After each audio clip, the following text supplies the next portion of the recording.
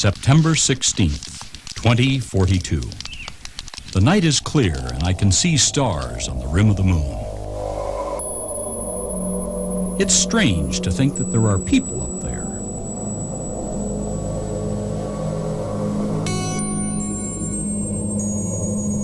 People living their lives, traveling between the Sea of Tranquility and space stations building toward Mars.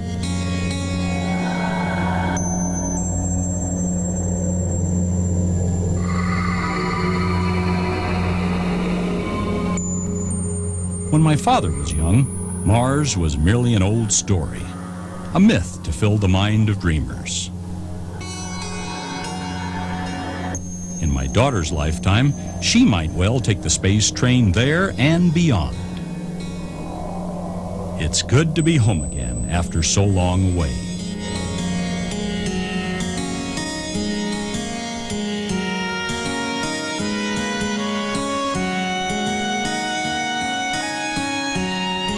What is the old Earth poem? Robert Louis Stevenson, I think. Home is the sailor, home from the sea, and the hunter, home from the hill. Dawn, I want to give you this rifle that was given to me by my grandpa. Wow, Grandpa, this is great. Can I use this on the hunt? You bet. And he wanted me to give it to my grandchildren and then have their grandchildren hand it down to their grandchildren, so we can keep it in the family that way. Now I know why you wanted me to sight it in. Yeah. Great. Why don't you let me hold that for a second? Thank you. It's good to be home again, with my family, with the Earth. I've missed this old planet. Dawn, why don't you pour Grandpa a cup of coffee and I'm going to go check the horses. Okay. Before we go to bed down. So much has happened since I've been gone. So much progress has been made. I want you to know how special this gun is and how much it means. I've missed the renaissance of the cities and the great leaps forward in science and technology.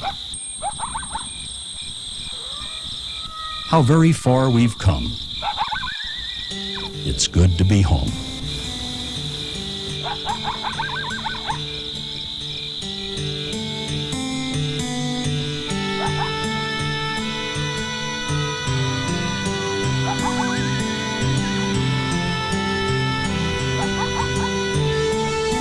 Tomorrow, we hunt the elk of Earth.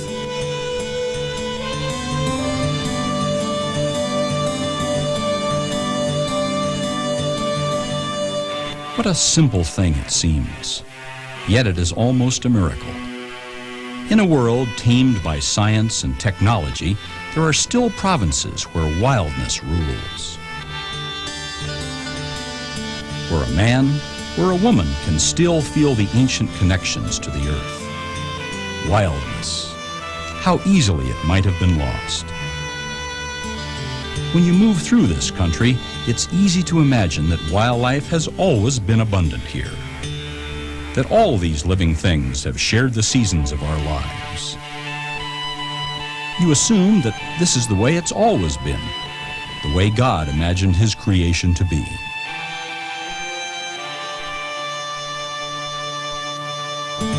But there was a time when all this was nearly lost. Back in the mid-19th century. It seemed that all America was rushing westward in those years. To the west, there were vast, limitless plains for farm and for pasture. In the endless forests, there was lumber for homes and cities and railroad ties. And there was gold to be taken from the hills.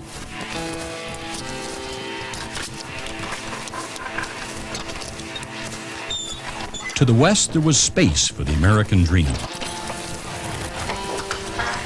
Hey, Jeff. Yeah, what have you got? You guys come look at this. By the end of that century, a new vision of America had emerged. That's a mule collar there, you can tell. For a while, it seemed the entire natural world would be changed and tamed and would vanish before our progress. Soon, there would be no more room in this brave new world for the bear, the ram, the eagle, and the elk. The rogue hunters came, market hunters who killed for profit. The Buffalo Bills of young America slaughtered the buffalo, the beaver, the Audubon sheep, the passenger pigeon, the golden eagle, and the elk. They killed as if at war, conquering the land for trophy and glory and gold. Species once abundant began to decline. Some disappeared from Earth forever. September 17th, 2042. High in the mountains, we came across a herd of bighorn sheep. We watched all morning, and I wondered how many hunters had come to this place and had watched the unfolding drama of the bighorn. Theodore Roosevelt came into these mountains. It must have been on mornings like this his mind searched for a way to end the rape of the American commons. Roosevelt, Gifford Pinchot, Waldo Leopold, Audubon, legendary names.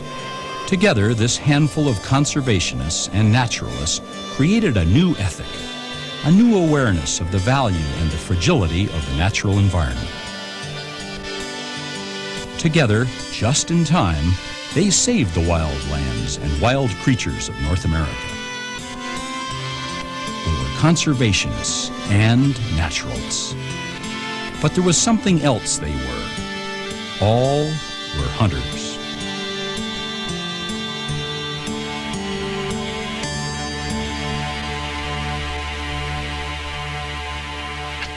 September 18th, 2042. On the small planet Earth, we built a fire. It was around the fires of hunters 150 years ago the American conservation movement was born. Fishermen and hunters joined in a great democratic movement to restore and conserve the wild resources they held in common. Wild lands were set aside. Habitat was protected. Hunters designed measures of self-regulation to ease pressures on game species. Wildlife populations, once imperiled, recovered and prospered. The conservation movement was created and shaped and primarily supported by hunters. Those who loved the mountain and the river and the forest. Men and women who understood an undeniable fact. If the wild, free things of the world are to be saved, the wild, free places must be preserved and maintained and managed.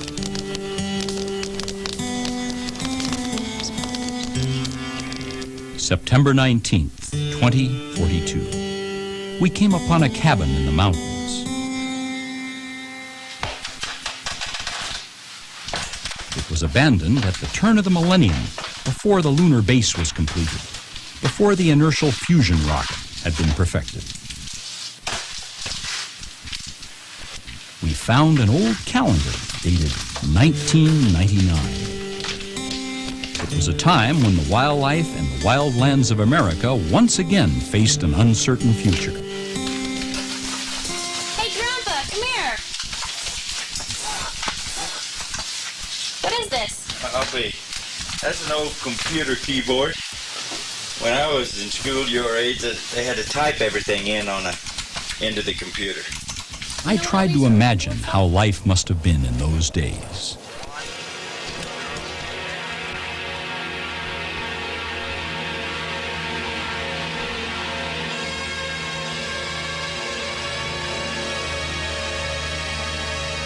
It had been 100 years since John Muir and Roosevelt had met in the High Sierras. Half a century since Aldo Leopold died. We turned our attention away from nature, away from our wild roots, to science and the city and the possibilities of other worlds in space. And while our head was turned, for only a moment it seemed, something terrible began to happen here on Earth. Country like this was fenced away by opportunists who then created a kind of theme park for people with guns, a simulated experience for surrogate sportsmen.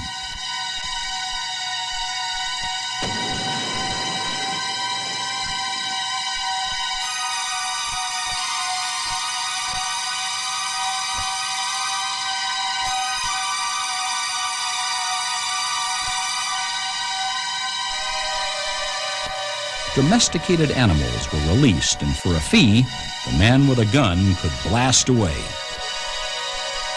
The kill guaranteed. This was not hunting, and these were not hunters. Commercialization of wildlife began to flourish. There was a return to the commons of the old road killer. The modern-day buffalo bill in search of black bear gallbladders, and elk antlers and other animal parts bringing top dollar in world markets. What belonged to all of us was being destroyed for the profit of a few. It was the most insidious kind of poaching yet known. No hunter I know, no man or woman of conscience, would ever do such a thing. But in the public eye, all hunters were being condemned for the crimes of the few rogues. But the greatest loss in those years before the turn of the millennium was something within the public mind. People in our communities began to question the tradition of hunting.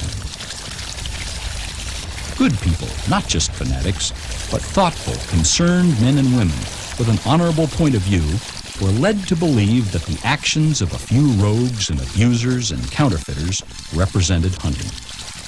As a result, they brought all hunters to task.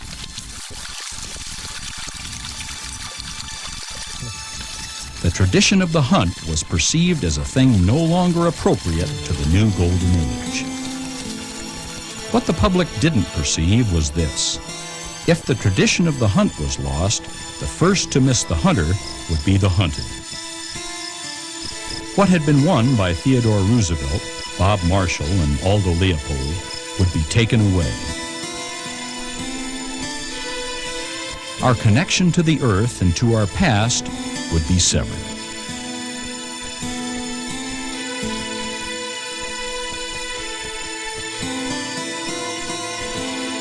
At last, our wild roots would be torn away, and we would be lost forever in the aimless avenues of time.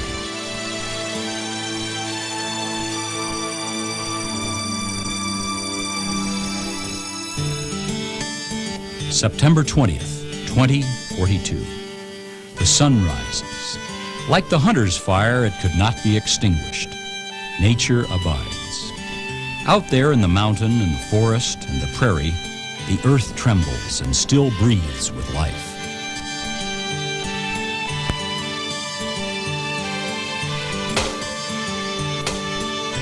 Once long ago, at the turn of the last millennium, hunter conservationists were called out into the fray once more.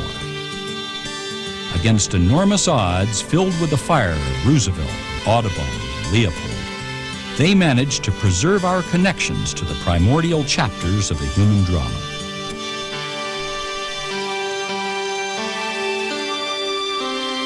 What an enormous debt we owe the people of that generation.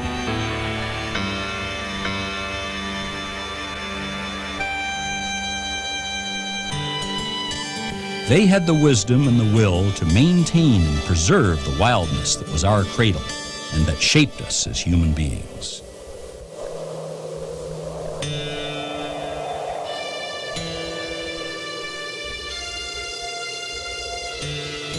September 21st, 2042.